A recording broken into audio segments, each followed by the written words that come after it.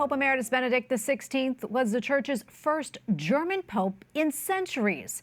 In his birth state of Bavaria, officials ordered flags to fly at half-mast as hundreds mourned his passing at a church in his home village. And joining us tonight is AC Wimmer, editor-in-chief of CNA Deutsch. AC, always good to see you. What has been the reaction in Germany to Pope Benedict's death as they say goodbye to one of their own?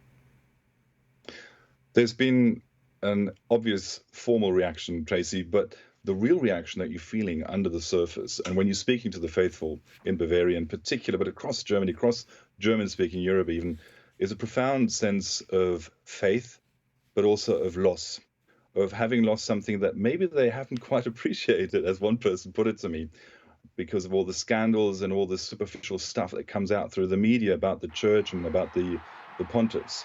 What we're hearing now is people being extremely grateful for the sacrifices that Benedict provided, what he deeply cared about and provided also in terms of a diagnosis of the crisis of the Catholic Church in Germany and elsewhere in the 20th century, in our time now and beyond, and how he formulated a response to it, the wisdom that he offered, especially in his writings, but also in some of the decisions that he made, the legacy of which will be felt for a very long time.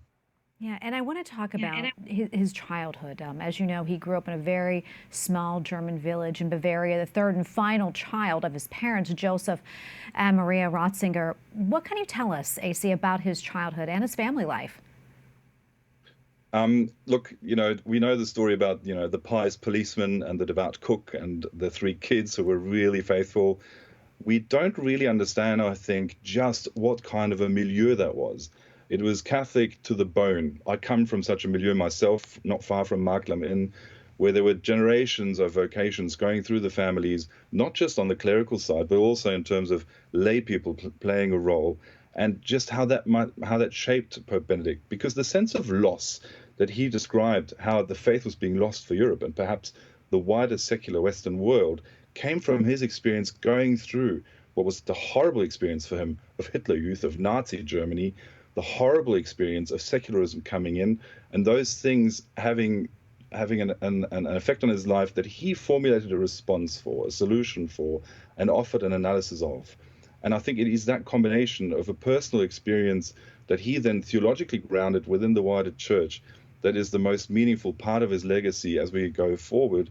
And to understand that and study that is an experience that everyone that I've brought to Bavaria, friends from the United States, from elsewhere, have really appreciated. And I can only suggest anyone who wants to and can, if you're coming to Rome now, for instance, do visit Bavaria, visit Marklam, see the amazing museum that's on display, and understand where that all came from.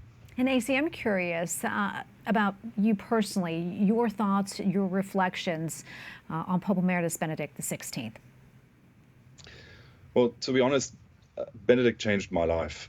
I've mentioned that we're both Bavarians, but I actually discovered him only 3 years after he was voted in as pontiff in Australia in 2008 at the World Youth Day in Sydney. I was still a practicing atheist back then.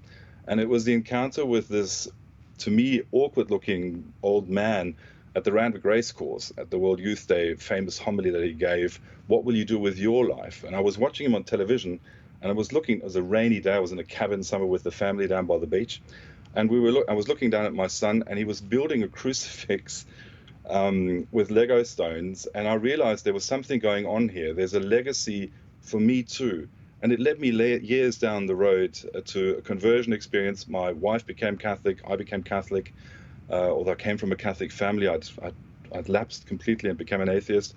And we now try and raise our 4 children in the faith. And thanks be to God, and thanks be to Benedict, we can do so now with formulated responses that unite faith and reason, as we've heard from the programming, and that had an impact on us personally in such a strong way. So I'm a very grateful Catholic now, thanks to Benedict.